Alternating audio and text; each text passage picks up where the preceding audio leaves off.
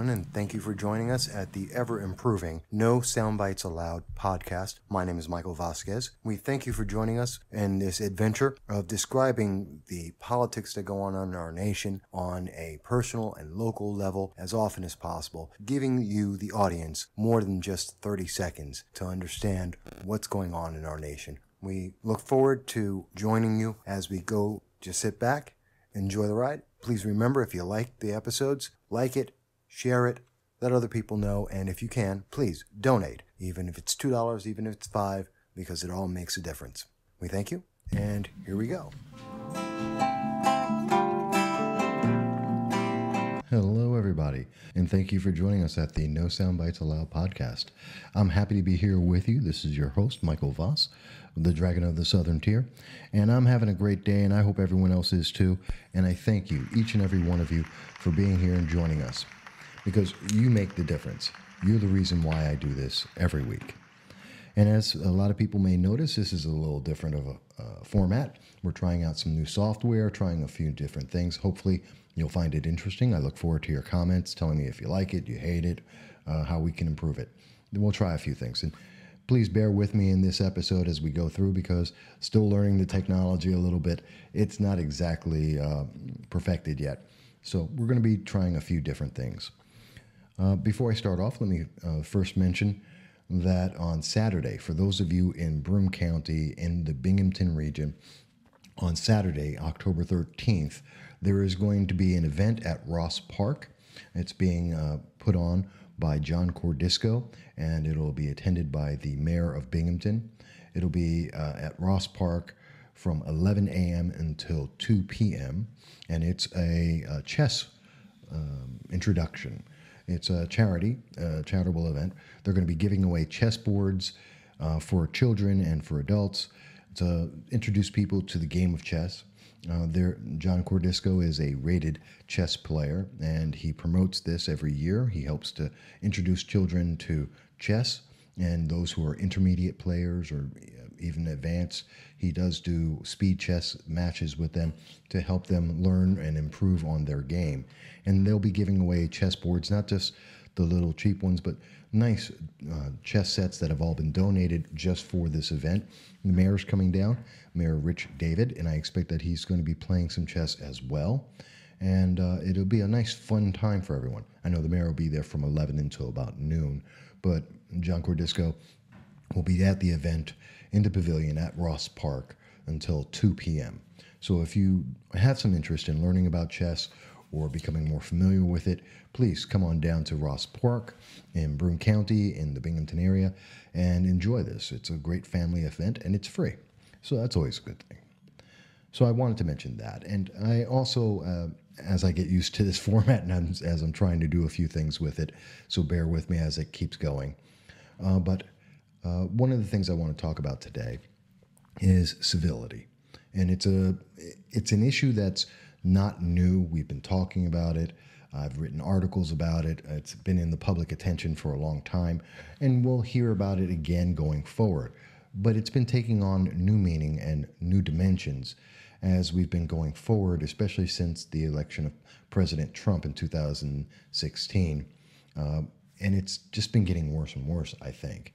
And I'll go into that in some detail, especially since Hillary Clinton has now reinvigorated the conversation about this. And I think it's a bit unfair. But I'll talk a little bit more about that in a second.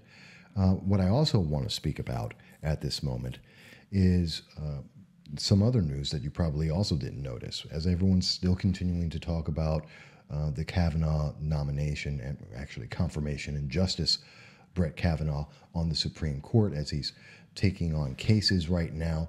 We're hearing a lot of people talk about that, or perhaps Nikki Haley, who has just resigned her position in the UN for the United States. And a lot of people are talking about that and dreaming up ideas of what's going to happen in the 2020 election, even though she's very clearly stated to the press she is not going to be a candidate and that she is supporting President Trump. But yet that doesn't end the speculation. So a lot of people are talking about that, but that's not as important, perhaps, at least for me, as talking about the red flag legislation because we just saw a new article come out by Kaiser Health News, which is a division of the Kaiser Family Foundation, who are trying to do a backdoor entry into the red flag legislation, and that's a bit troubling. And I'm going to go into that. Just some of the news that nobody's been talking about, no one's thinking about right now, as we're seeing the 24/7 major news cycle go into areas of speculation and everything centered around President Trump without really addressing the issues that are affecting all of us and that are really important. So with that said, let me get right into it. Let's actually talk about what's going on with this whole idea of civility, because it's not a new thing, and it's something that we've all heard about. I think we've all experienced it.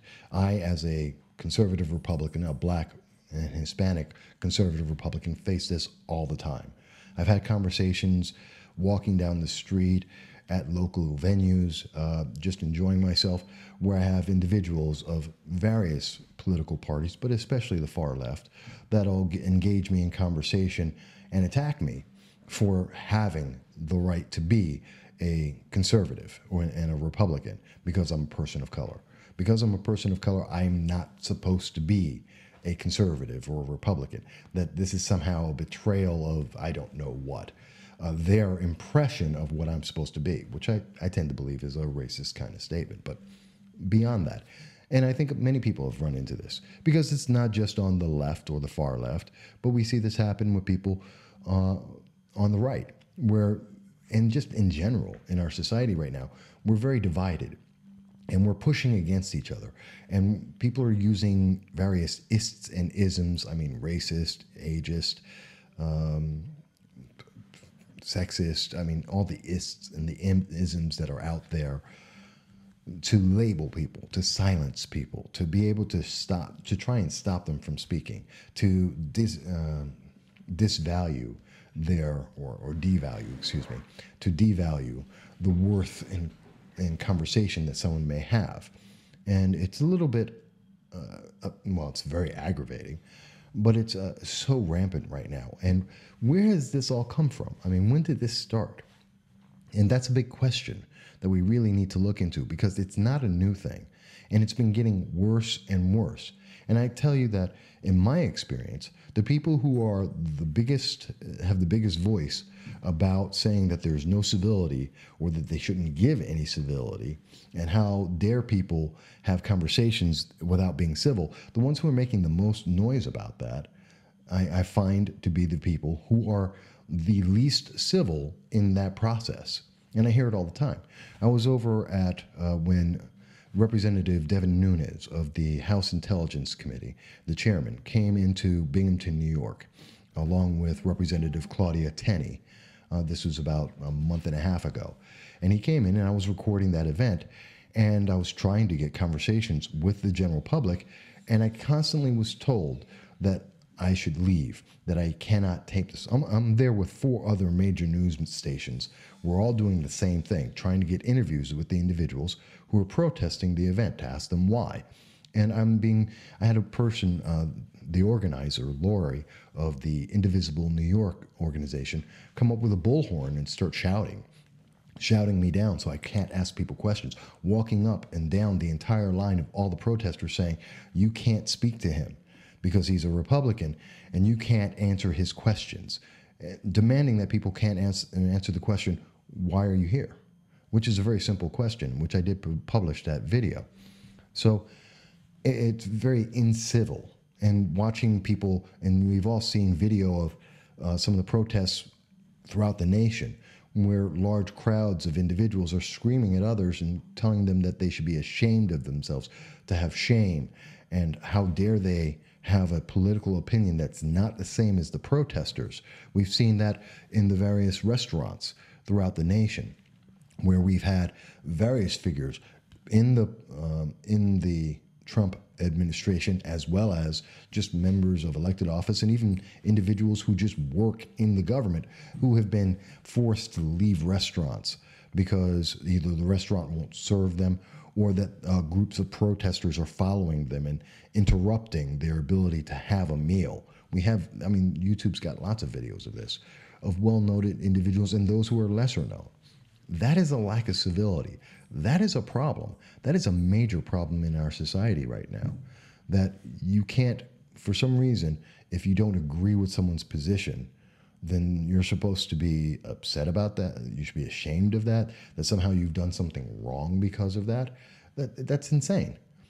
We are, the First Amendment, we have a right to the freedom of speech. That's why I'm here speaking with you right now. And you have the right, if you don't agree, to not watch this or to tell me that you disagree about it, either through another video of your own or a podcast or in writing or making a comment. That's your right. That's what we're supposed to do. And in having these conversations and having these discussions, that's how we figure out what's the best path. I can tell you without absolutely no doubt in my mind, 100%, that there is no conservative, no Republican, no Democrat, no liberal, no libertarian. No one has 100% of the correct answer. It's just human nature. That's a fact. No one has 100% of the correct answer. We all have a part of that. And I think in having that conversation and having a free and honest conversation with each other, we get closer to whatever that answer is, whatever the best answer may be, because we probably have a part. Maybe I have 50%, or maybe I have 60%, or maybe I have 20%. I don't know. And someone else I meet may have another portion, whether it's 20, 50, whatever. And we get enough people together, we get to the correct path. That's what I truly believe. It's one of the reasons why I believe in the First Amendment. Absolutely. I'm an absolutist, or virtual absolutist, when it comes to the First Amendment. And I believe that there should be virtually no restriction other than obviously and provably false information, or information that would harm other individuals, incite violence. Those are the only restrictions I would put on the First Amendment. We don't need more than that. Everything else should be able to be said, whether you like it or not, because it's not about what you like. It's about your freedom to do it. Because I guarantee you, if you don't like what I'm saying today, someone won't like what you're saying today or tomorrow. And if you're going to invalidate someone from being able to speak because you don't agree with it, at some point, you're going to have that same thing put against you, because someone will invariably be offended or not like it. And that's a problem. And that's why we have the First Amendment, because it's there to protect the speech that we do not like. Not the speech that we do like, but the speech we do not like. Now, you have every right to voice your opinion about that speech and say, hey, I don't agree with it. That's fine. But I have the right to be able to give that speech. And that's true of everyone. But that's not what we're seeing. We're seeing incivility, so that when someone says, well, I don't agree with your position, I don't think it's exactly right, or maybe I disagree with it in total, or maybe I think I have a better one, the answer that comes back is, well, then you're a racist, or you're a sexist, or you have some other ism, you're an ageist, whatever, and you have some fault of yourself that does not allow it, or you should not be given the right to be able to speak because we don't agree with it. That's wrong. And that people would shout it down and intimidate individuals, whether through actual violence or threat of violence, or through discomfort. That's wrong. That is so wrong. And we need to make sure that we speak up about that and make that clear. But I know that's not exactly the way that many of the people who are claiming that there should be more civility are fighting against it. And they don't agree, because they think, well, it's okay to scream at people for walking down the street or walking into a hotel where an event is happening that they don't particularly like, and to yell at every single person who walks into that hotel and say, shame, shame, shame. You don't know why they're walking into that hotel. Maybe they have a room there. Maybe they're going for a business meeting. Maybe they work there. That's an example of the incivility that's on such a common and everyday level that we all get to deal with, and it's wrong. It's just destroying our nation. But I want to get into that and where it came from and where is it going to. But I'm going to take a quick break, or I'm going to try and take a quick break. Again, the software is a little new, so bear with me. But we're going to try and take a quick break, and then we'll come right back, and I'll pick up and move this forward and tell you where I'm going with it. Okay, and let's try this.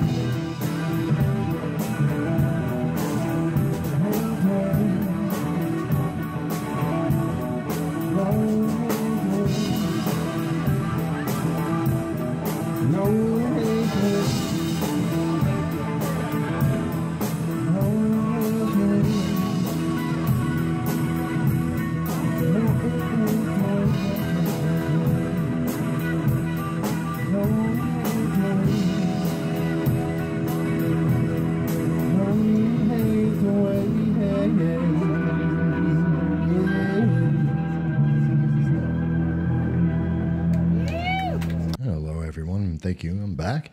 This is Michael Voss, the Dragon of the Southern Tier, back with you over at the No Soundbites Allowed podcast. And I am ever appreciative of everything that you guys do. And I thank you, each and every one of you, for everything that you do and checking this out and sharing it with friends and letting people know, because you make it all worthwhile. And I apologize. I know that video clip, every time I tested it, it was perfectly in sync. Everything went fine. I go to type it, and of course it goes out of sync, and I apologize for that. If you're interested in seeing it in sync and properly, the video is available on the MV Consulting Inc. Site on YouTube, and I'll include a link on the description, so you'll be able to see that there. And that's the band called The Gypsies when they performed here in Binghmton, New York. My good friend Matt Cornwell is the lead singer there. So just wanted to share that with you. A little bit different. And again, as I said, new software, so we're going to be working on this back and forth a few times. But let me get into talking about this. Now, back in 2011, when it came to the issue of civility was coming up, and a little-known person or personality on television spoke about it a little bit. And his name happened to be Jon Stewart. And this was back in January of 2011. And I wrote an article about it. It's called Even Jon Stewart Must Note the Absurdity of Some Democrats. And that was back on January 23rd of 2011, when he was speaking about a congressman, Steve Cohen. And Mr. Cohen, who had the most absurd position that I've seen on this. Mr. Cohen said that he had come out back on January 12th, mentioning that, civility was a great thing, that we had to have civility. And he said, we're all Americans, we're all human beings, we have similar goals and similar aspirations. Even though we may differ on philosophy, that doesn't make us communists or socialists or birthers. And then the Tennessee representative, who's still in office at this time, went on to say, just 6 days later, on January 18th, they say it's a government takeover of healthcare, a big lie. Just like Goebbels, yes, the Nazi Goebbels, you say it enough, you repeat the lie, you repeat the lie, you repeat the lie, and eventually people believe it. The Germans said enough about Jews, and the people believed it, and you had the Holocaust. That's just insane that he said that. And much to the credit of Mr. Jon Stewart, a very liberal, very far left individual by almost anyone's standards, hardly a conservative, took him to task about this, saying, how can you possibly come out there and just label people Nazis because they don't agree with your position on a political issue? I mean, whether it's healthcare or anything else, how can you do that? But that didn't matter, because he felt that that was perfectly fine. That, yeah, we can label people Nazis, and we've seen that even recently. It's gotten even worse, where people have come out on CNN and mentioned, some of their pundits have gone so far as to say that if you even voted for President Trump because he thinks President Trump is a Nazi, well, then anyone who voted for him, half the nation, well, then that means you're a Nazi as well. We've seen that on CNN. That's insane. That's crazy. That's the kind of lack of civility. And these are people who are saying civility. I mean, that goes to my point. The very people who are saying we should be more civil are people who are saying that aren't civil. That's the example of Mr. Cohen. 6 days later, completely forgot what he was saying because he wanted to make a political point. That's horrible. And, there are other people who've been talking about civility, and they don't even get a mention about it. Let's take a look at, if the video plays, there it is, and it's going to come up. Thank you, Mr. Speaker. I rise today to address our commitment to civility. Let me quote, "Civility is not a tactic or a sentiment. It is the determined choice of trust over cynicism, of community over chaos." President George W. Bush spoke these words at his first inaugural address in 2001. It was a time for new beginnings then, and it's a time for new beginnings now. I cannot think of a more well-intentioned way to begin the 115th Congress than to join my awesome freshman class from both sides in committing to work together civilly to unify and further strengthen our great nation. Through this commitment, we promise to put people before politics, to thoughtfully advocate for the needs of our communities, and to renew confidence and trust in our political system. Although we may disagree on a number of issues, this commitment we make to each other today ensures that we will work together to always promote a positive and constructive discourse in our critically important work as representatives of the American people. This job is not about any one of us individually, but about the hundreds of thousands of people we represent throughout our districts. As a representative of the People's House, we are expected to provide positive leadership, a strong voice, and to set the example for American people. The ability to agree, to disagree, and to voice our differences is a critical part of the unique freedoms we cherish as Americans, but we must always do so respectfully. But we must also do so respectfully. Malicious discourse is a disservice to those who risk their lives to fight for our freedoms and everything that our great nation stands for. It is truly unfortunate that the tone of political discourse throughout our nation has become so contentious and hostile. It's detrimental to fostering an open and productive dialogue and the unity of our nation. The commitment our class makes today solidifies this promise to work together peacefully to provide leadership and inspiration to the American people, while further promoting the freedoms and individual rights that make our nation the greatest in the world. We must look at 2017 positively as a time for new beginnings. In the wake of new leadership, we are provided with a new opportunity for a fresh start and the chance to advance our shared mission of putting the American people first. It is my hope that our efforts of our great freshman class today, and I argue could be one of the greatest of this august body's history, will inspire people throughout the nation to turn towards civility and to always treat each other with respect despite our differences.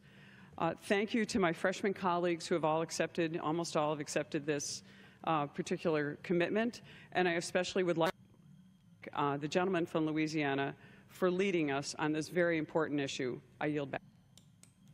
And that was just the Congresswoman Claudia Tenney, who was speaking on the floor of Congress. And I want to give her some applause there, because that was a wonderful statement. And for those who are not familiar, Congresswoman Claudia Tenney, who happens to be running for re-election in 2018, this year, she is the representative of the New York 22nd District. I also happen to know her among many other politicians in the region. But she made that statement on the floor of Congress in February of 2017. February of 2017. And what she was speaking about was a resolution that had been put in back in June, which would later be put in, which is HRES, or House Resolution 400, supporting the designation of a National Day of Civility. Now, that was a very big issue, because we've been asking about civility, that both sides need to come together and speak together and be able to have debates together without losing their minds. Very simple thing. And she was part of, and she mentioned her freshman class. Oops, oh, 1 second. I apologize, I know what that is.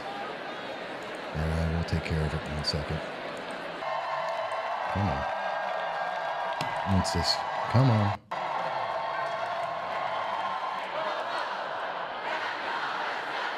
Come on. There it is. I apologize for that, folks. So,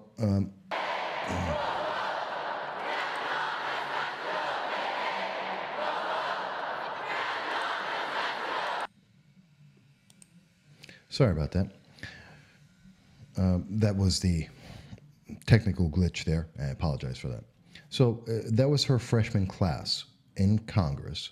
There was approximately 75 individuals, members of Congress in 2017, that got together and said they need to have more civility.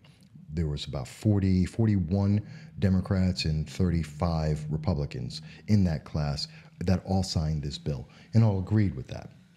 But the leadership did not seem to agree, because we saw very soon thereafter, this is only a year ago that we're talking about.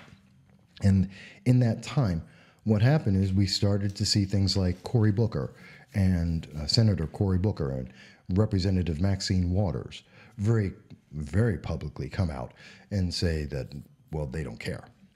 They had no care whatsoever. They wanted to go out. They wanted to make their point of incivility. Maxine Waters, who's known very well for having said that people should incite and go in, well, she didn't say incite, but to go out there and to harass and to track down and follow people in their private lives, disrupting their families, their businesses, disrupting their ability to live, and even at their homes.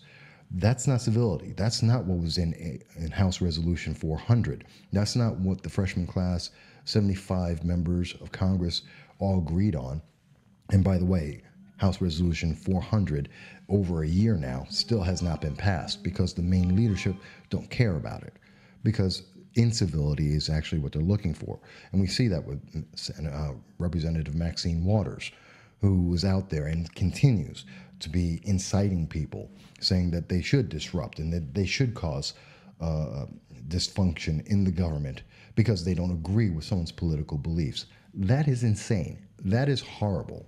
And we've seen that from Senator Cory Booker, who did the same thing. And he has aspirations of becoming president, which I truly don't believe, and I already addressed that in a prior podcast. He has no chance, mostly because he's a man, which is bad, according to many of the politicians these days, that being male is reason enough to disqualify him. But I go into it in one of my prior podcasts about what I believe is the prediction for 2020 on the Democratic side, who's going to be the nominee and who will be the vice presidential nominee. But that's a separate issue. Going forward, but we see Cory Booker, we see them. They're out there and Rand Paul has been attacked. His wife is concerned about the health and safety of their family, especially since their private information was leaked to the public by, it was Representative Sheila Jackson Lee's intern, Mr. Jackson Costco, who revealed all the information, leaked it to the press about the private homes so that these protesters can go to their homes and try and intimidate these members of Congress and try and change their opinions through intimidation to something that they prefer. That's wrong. And that kind of process only ends in violence. That kind of process only ends in a totalitarian government. And we all should be against that. We should all have some anger about that. And if it wasn't bad enough then, it got way worse once we saw that Justice Roberts was leaving and there was a nominee to be made by, the second nominee to be made by President Trump. Well, all hands off, it was all hands off. Anything was willing to be done by the Democrats, as they stated. 23 minutes after it was Brett Kavanaugh was named by President Trump to be the nominee, it was Senator Chuck Schumer who came out 23 minutes later and said he's going to block that no matter what. Before any mention of anything else was done, he had already come out and said, and he was joined the next day by the Senate Judiciary Committee, the Democratic portion of it, and they each came out and said that they were going to block the nomination of Brett Kavanaugh, that they were going to try and stop the nomination of Brett Kavanaugh. That's just not politics. How can you say that without having looked at anything about the man, without having considered anything? And we all know how much worse it got after that. Because after everything, well, what was the very next thing that happened? Well, very simply, we had the protests. Oops. Nope, that's out of order. Nope. Nope. Okay, thought I had that, which was just going to be an image of the protesters, the protesters, the over 500 people who happened to have gotten arrested in the protests. They were protesting as he was being asked questions. They were protesting at outside the doors when we saw Dr. Christine Ford go and make her allegation, which has no substance and no foundation on it. We saw them when he got nominated after the confirmation and during the confirmation hearing in the Senate. There were disruptions. And we saw even after that on the banging on the Supreme Court doors, as it's been reported by CNN, NPR, and all the major news media, each of these events. In total, there were over 500 people who were arrested and protesting, not because they were protesting, which I agree with. If you don't agree with something happening in the government, protest every day, all day. I agree with that. What they got arrested for was because of the disruption. When they took their protest and they went that one step too far and made it, how can I say it? When you take a protest, it's one thing for me to protest. It's another thing for me to allow my protest to harm your life, to affect your life, to prevent you from being able to live or to be able to do your duties.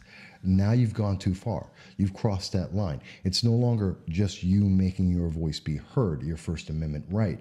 Now you're imposing on someone. Now you're enforcing your views onto someone, and you're threatening them. You're intimidating them. You're disrupting their lives. That's wrong. And we should all be able to say that, because no one on the right should be able to do that either, even though they're not. They're not doing it. We haven't seen that. I know I've seen a lot of things on CNN and MSNBC, and they're talking about, well, what about the Tea Party? What about the Tea Party protests? Please tell me, when in the Tea Party protests did they actually go out and be vicious and try and stop, blockade streets, have riots, as we saw just this weekend out in Portland, where the Antifa, again, the far left Antifa groups were out there trying to start a riot, disrupting people's ability to travel on the roads just because they wanted to. And because they had one point of view, and how dare anyone have a different point of view? And they were willing to be violent. I mean, there's video out there where they're trying to beat on a car because someone was just driving past and they were in his way, and they made him change his course. And they then came over, rushing over in a crowd when he had stopped, and apparently, I believe, at a light, and confronted the individual on the very verge of being violent. That's not civility. That's not having someone believe, giving a good argument for your position and convincing others that you're right, or at least you have more right than they are, or maybe finding a middle ground. That's not what that is. That's violence. Yes, it's a verbal violence. It's an intimidation. It's not physical violence, but it's a threat of violence. And as we've heard from many, many Democrats, just having the wrong position, having the wrong idea is a threat. It's a microaggression against them because you have this thought, and that thought is violence. That is a scary part. That is a scary place for us to be in America. That is a scary place for any nation to be at any time. And it's one of those kind of patterns of thought that leads to totalitarianism, authoritarianism, into the worst parts of our history on the planet every single time. And so we saw 500 people get arrested because they took that extra step. They went that extra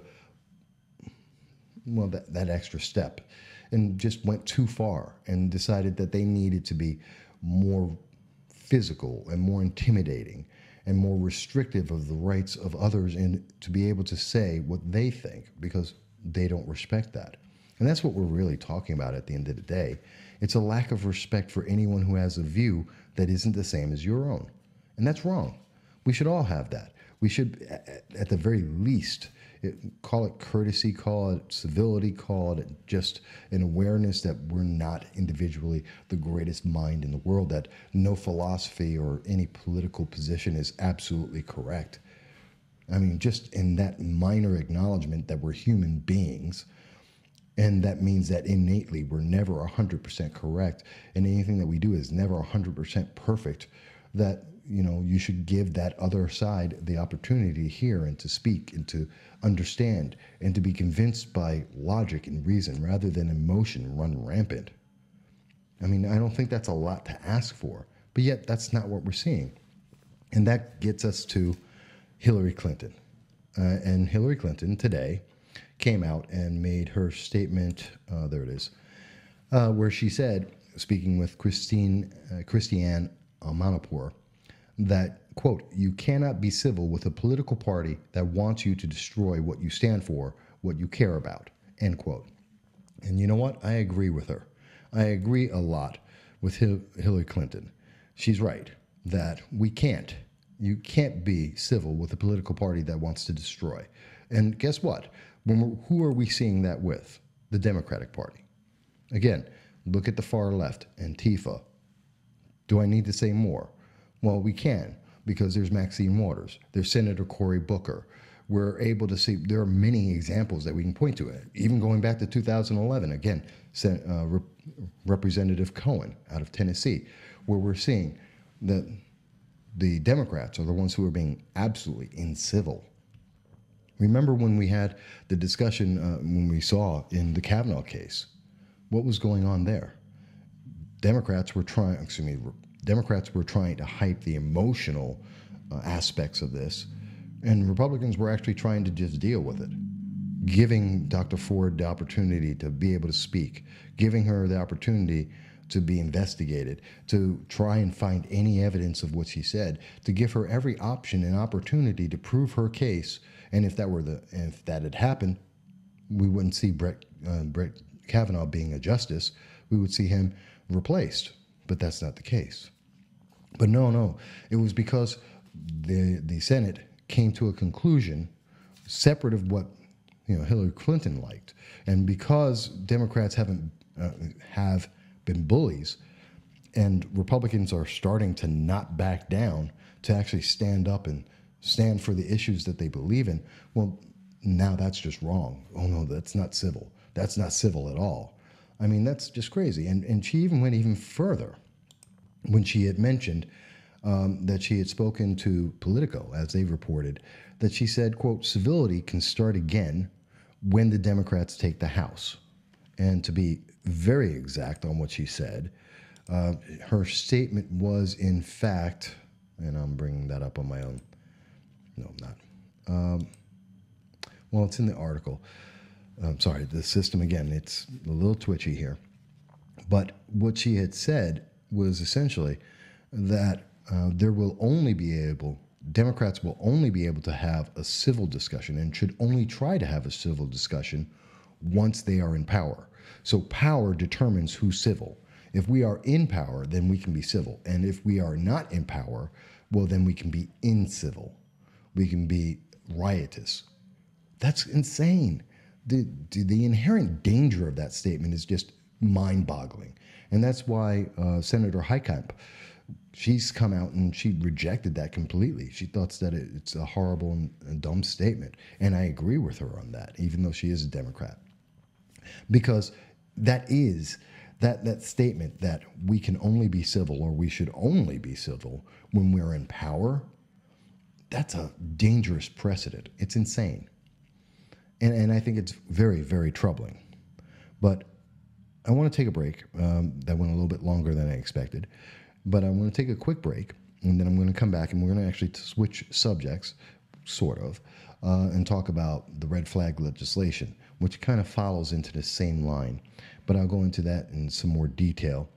And in the meantime, we're going to take a break, and a quick little break, and then we'll be right back.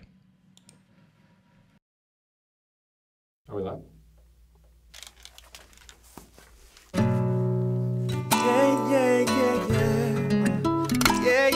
Yeah. Oh, yeah. I say, lately I'm feeling like we ain't got no damn patience. Excuses why we cannot do this face to face, and then we cry and wonder why we ain't on the same damn page. If there's one thing I know, it's that this world keeps turning, and no one seems concerned. Whoa, it's that this world keeps turning. That's one thing I learned. Yeah. 'Cause mama don't sleep at night since the sun done up and died. Ain't no brother's keeper, and no one looking out for the sisters neither. And these families ain't no families, and no one giving second chances. I don't understand why it seems like this world keeps turning, no one seems concerned. Yeah, lately I'm feeling like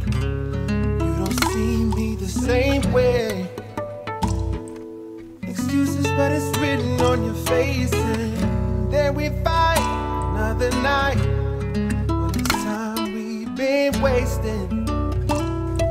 No, I don't understand why we could have it all and throw it all away. Just cause everything we want don't go our way. Why? Why? Just take a look outside, people losing lives. I'm just trying to see this world is much bigger than you and I. Lately I'm feeling like we could make this all okay. No excuses, girl, we need to find a way and take our time and do this right before this all fades away. Cause if there's one thing I learned, it's that this world keeps turning. If there's one thing I learned, it's that this world keeps turning. No one seems concerned. It's that this world keeps turning. No one seems concerned. It's that this world keeps turning. No one seems concerned.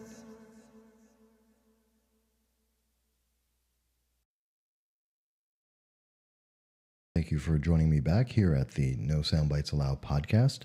And again, thank you so much for being here with me. You make it all worthwhile, and I thank you for that, each and every one of you. You are wonderful, and I love my audience. I really do. And I hope more join you as well. In the last segment, I went over and I kind of lost a little bit of my track on that, but I did want to address one thing in there that I had mentioned. I didn't mention Anthony Brindisi. Now, Congresswoman Claudia Tenney is running into New York 22nd. She's the incumbent, and she's seeking re-election. Her opponent is Anthony Brindisi, and he's a Democrat. And I didn't mention his views on civility because there really aren't any. I was looking for it. He made no comments about Maxine Waters. He made no comment about Senator Cory Booker. He hasn't come out and denounced the intimidation tactics of Citizen Action, Black Lives Matters, Antifa. He really doesn't say anything about that. One of the largest groups in the southern tier of New York that support Anthony Brindisi, in fact, is Citizen Action, part of the far left organizations that also have subsets of Black Lives Matter and also potentially Antifa. It's unclear. So that's why I didn't mention him at that moment. I should have. I wanted to be clear. And I've asked him many, many times for more than a year and a half now to come onto the program to have a conversation with me, as most politicians have, and he has not. He has declined at every turn, probably because he doesn't want to answer certain questions about his record, but that's another question. So that being said, I did want to go into a different subject here, and that is, oops, no, I don't have it. I thought I had it set up. It's in reference to what happened with the red flag legislation. Now, as many people may be aware, I am a very, very vocal, how can I say, I'm a proponent of the Second Amendment.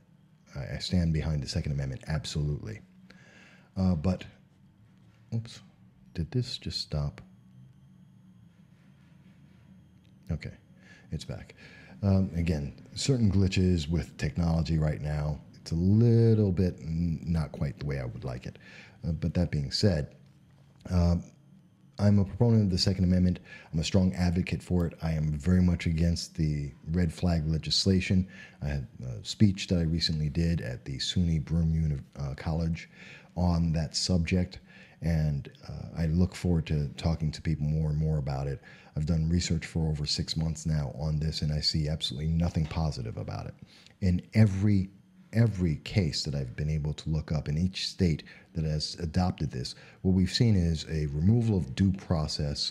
We've seen individuals potentially abusively targeted, and we've seen that it's disrupted families, work, life for individuals across the nation. And we're only seeing that continue. And in New York State, they're looking to, and Governor Cuomo has promised that if he is reelected, that he's going to continue to move forward with that to try and restrict the Second Amendment and people's options of living their life and their rights. So it's getting worse and worse. And so what we're seeing now is just recently, on the 9th of October, the Kaiser Family Foundation, through its news division, which is supposedly separate, called the Kaiser Health News, came out with an article talking about doctors, families need to talk with doctors about guns and dementia. And somehow this article is trying to connect dementia and firearm ownership, and saying that this is a horrible, horrible precedent, that there's a wave of dementia, firearm owners who are have dementia, and how this is a danger. Except that's not really what's being found. I mean, in their own study, over 10 years, they found 100 cases, 10 cases a year, or actually, 20 years, so it was even less. But the problem is that while some of these cases do exist, there have been studies done on the red flag legislation taking away people's firearms. And what they find is that there is absolutely no correlation between taking away someone's firearm and that person doing something to harm themselves or others. We found in a Duke study, which I've done an article, please look up my red flag legislation. I'll include it in the links of this in the description. You'll see that there is no correlation. That the Duke study on red flag legislation found that for every 20 times that someone has had their firearm removed from them for fear of mental health or other issues, that only stops one person from committing suicide or otherwise harming themselves or others. And in that case, only 40% of the time that's true for 2 years. And then that person either may or may not commit suicide. So it really has no data. And they found that it was inconclusive. There's no proof that red flag legislation, gun bans, that they're able to help anyone, that they're actually making people safer. They're just taking away their rights.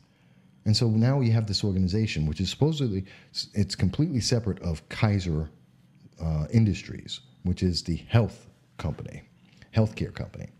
And they have nothing to do with the Kaiser Family Foundation, nor do they have anything to do with Kaiser Health News. But yet they're using the name to give the impression of some greater credibility than they necessarily have. And they're making this leap of logic, saying, well, if we can take away more firearms, that's going to make people safer. That's not. It has never been proven to be true. In any case, when there was the gun ban, the national gun ban, in the late 80s, we saw that the number of people who were in mass shootings stayed exactly the same. This hasn't changed anything. We've had red flag legislation in many states, and they still have shootings there. We've seen the SAFE Act here in New York State, and yet the number of gun violence incidents has gone up, not down. And that's true, and that's because of the G.I.V.E report that is in New York State of the 17 largest metropolitan areas. And that data shows it every year. The numbers have been the same or higher. So to say that we're taking away people's firearms, we're making them safer, is a lie. It is an illusion of safety, not a fact of safety. And far too often we see people who are looking at belief, that they believe something is true, and therefore they think it is true, or that there is a fact to it when there isn't one. It may sound nice, and it may make you feel better to say that I'm going to take away someone's right to own a firearm, and therefore I will be safer, except it doesn't happen. There is no, if there was any facts that actually proved that, if there was any study that could show that correlation, I guarantee you every single Democrat, every single liberal and progressive out there would have put that headline on every newspaper. It would be on every news show.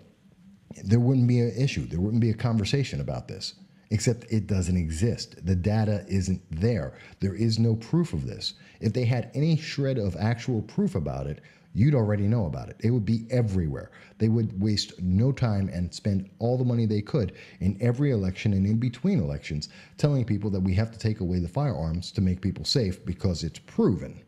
Except there is no proof of that. There is just hearsay. It's the same thing as the accusations we see against Justice Brett Kavanaugh and what we've seen in many cases where it's the accusation equals the outcome, some punishment that is being met out by the progressives. And that's upsetting. And when you disagree with that, when you say that that's not correct, when you bring up the point that they don't have any proof of the allegation that they're making of this theory that they have, well, then you're just a sexist. You're a racist. Well, you're a xenophobe. You're just an evil person. Well, I'm a man. Obviously, I must be wrong. All of those reasonings just to try and shut down the conversation. And that's troubling. That's truly troubling because we have so many people who believe that that's the way that you have a discussion and that that's the way to answer a question that is either they don't know how to answer or that there is no proof to be able to answer it the way they want to. Just because you want the answer doesn't mean it is the answer, nor does it mean it's the right answer. Now, I don't doubt that being able to help people with dementia and maybe taking away their firearms may be something to help them. That's quite possible. That doesn't mean it's necessarily an answer. There may well be another answer, but it also doesn't justify taking away firearms from everyone or turning doctors into police officers, making them have to give people a battery of questions, which is what is being proposed by Kaiser Health News, that individuals should go in and both volunteer and doctors should demand information about what firearms may be in a home of everyone that may be susceptible to dementia, which is just about anyone in the nation. That happens to millions upon millions of people, diagnosed and undiagnosed.